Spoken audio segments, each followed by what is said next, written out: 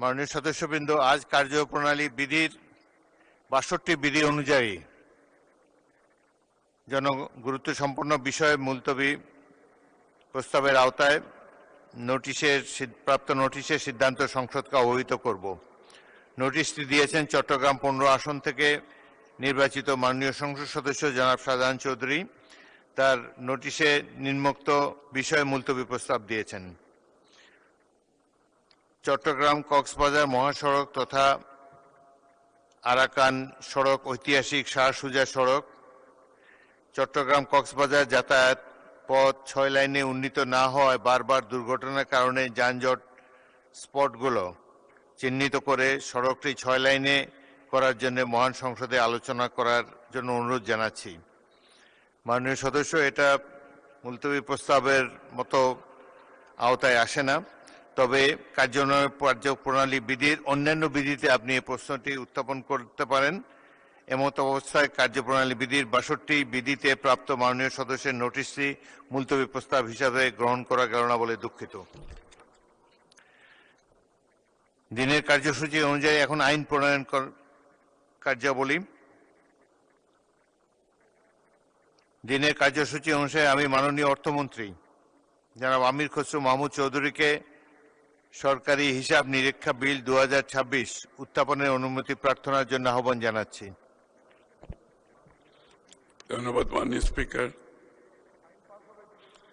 আমি আমির খসরু মাহমুদ চৌধুরী, অর্থমন্ত্রী, গণপ্রজাতন্ত্রী বাংলাদেশের সংবিধানের সরকারি হিসাব নিরীক্ষা সংক্রান্ত বিধান যথাযথভাবে বাস্তবায়ন, সরকারি অর্থ প্রাপ্তি ও ব্যয়ের ক্ষেত্রে অধিকতর স্বচ্ছতা ও জবাবদিহিতা নিশ্চিতকরণ এবং জাতীয় ও আন্তর্জাতিক পর্যায়ে হিসাব নিরীক্ষা কার্যক্রম সংক্রান্ত বিষয়ে বিধান প্রণয়নকল্পে আনিত একটি বিল, সরকারি হিসাব নিরীক্ষা বিল ২০২৬ এই মহান সংসদে উত্থাপনের জন্য অনুমতি প্রার্থনা করছি।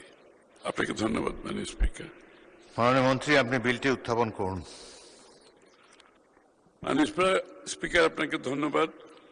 আমি আমির খসরু মাহমুদ চৌধুরী, অর্থমন্ত্রী, গণপ্রজাতন্ত্রী বাংলাদেশের সংবিধানের সরকারি হিসাব নিরীক্ষা সংক্রান্ত বিধান যথাযথভাবে বাস্তবায়ন, সরকারি অর্থ প্রাপ্তি ও ব্যয়ের ক্ষেত্রে অধিকতর স্বচ্ছতা ও জবাবদিহিতা নিশ্চিতকরণ এবং জাতীয় আন্তর্জাতিক পর্যায়ের হিসাব নিরীক্ষা কার্যক্রম সংক্রান্ত বিষয়ে বিধান প্রণয়নকল্পে আনিত একটি বিল, সরকারি হিসাব নিরীক্ষা বিল ২০২৬ এই মহান সংসদে উত্থাপন করছি।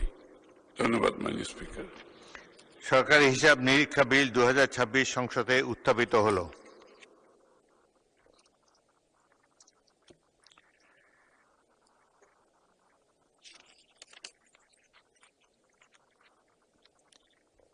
আমি এখন মাননীয় অর্থমন্ত্রী আমির খসরু মাহমুদ চৌধুরীকে সংসদে উত্থাপিত আকারে সরকারি হিসাব নিরীক্ষা বিল ২০২৬ অবিলম্বে বিবেচনার প্রস্তাব উত্থাপনের জন্য আহ্বান জানাচ্ছি। ধন্যবাদ মাননীয় স্পিকার। আমি আমির খসরু মাহমুদ চৌধুরী, অর্থমন্ত্রী, প্রস্তাব করছি যে গণপ্রজাতন্ত্রী বাংলাদেশের সংবিধানের সরকারি হিসাব নিরীক্ষা সংক্রান্ত বিধান যথাযথভাবে বাস্তবায়ন, সরকারি অর্থ প্রাপ্তি ও ব্যয়ের ক্ষেত্রে অধিকতর স্বচ্ছতা ও জবাবদিহিতা নিশ্চিতকরণ এবং জাতীয় ও আন্তর্জাতিক পর্যায়ের হিসাব নিরীক্ষা কার্যক্রম সংক্রান্ত বিষয়ে বিধান প্রণয়নকল্পে আনিত বিলটি, সরকারি হিসাব নিরীক্ষা বিল ২০২৬ মহান সংসদে অবিলম্বে বিবেচনার জন্য গ্রহণ করা হোক। মাননীয় স্পিকার, আপনাকে ধন্যবাদ। সংসদের সামনে প্রশ্ন হচ্ছে, সংসদে উত্থাপিত আকারে সরকারি হিসাব নিরীক্ষা বিল ২০২৬ অবিলম্বে বিবেচনার জন্য গ্রহণ করা হোক। যারা এই প্রস্তাবের পক্ষে আছেন তারা হ্যাঁ বলুন, যারা এই প্রস্তাবের বিপক্ষে আছেন তারা না বলুন। আমার মনে হয় হ্যাঁ জয়যুক্ত হয়েছে, হ্যাঁ জয়যুক্ত হয়েছে, হ্যাঁ জয়যুক্ত হয়েছে। অতএব সংসদে উত্থাপিত আকারে সরকারি হিসাব নিরীক্ষা বিল ২০২৬ অবিলম্বে বিবেচনার জন্য গৃহীত হলো। মাননীয় সদস্যবৃন্দ, বিলটির উপরে কোনো দফাওয়ারি সংশোধনী নেই। আমি এখন বিলের দফাগুলো সংসদের সামনে পেশ করছি। সংসদের সামনে প্রশ্ন হচ্ছে, বিলের দফা 2, 3, 4, 5, 6, 7, 8, 9, 10, 11, 12, 13, 14, 15, 16, 17, 18, 19, 20 ও 21 এই বিলের অংশ হিসাবে গ্রহণ করা হোক। যারা এই প্রস্তাবের পক্ষে আছেন তারা হ্যাঁ বলুন। যারা এই প্রস্তাবের বিপক্ষে আছেন তারা না বলুন। আমার মনে হয় হ্যাঁ জয়যুক্ত হয়েছে, হ্যাঁ জয়যুক্ত হয়েছে, হ্যাঁ জয়যুক্ত হয়েছে। অতএব বিলের দফা 2, 3, 4, 5, 6, 7, 8, 9, 10, 11, 12, 13, 14, 15, 16, 17, 18, 19, 20 ও 21 এই বিলের অংশ হিসাবে গৃহীত হলো। সংসদের সামনে প্রশ্ন হচ্ছে, বিলের 1 দফা, বলবৎকরণ দফা, প্রস্তাবনা, প্রবর্তন এবং শিরোনামা এই বিলের অংশ হিসাবে গ্রহণ করা হোক। যারা এই প্রস্তাবের পক্ষে আছেন তারা হ্যাঁ বলুন। যারা এই প্রস্তাবের বিপক্ষে আছেন তারা না বলুন।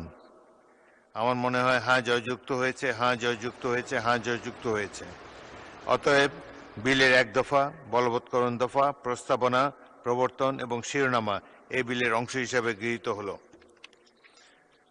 মাননীয় অর্থমন্ত্রী, আপনি বিলটি পাশ করার প্রস্তাব উত্থাপন করতে পারেন। মাননীয় স্পিকার, আপনাকে ধন্যবাদ।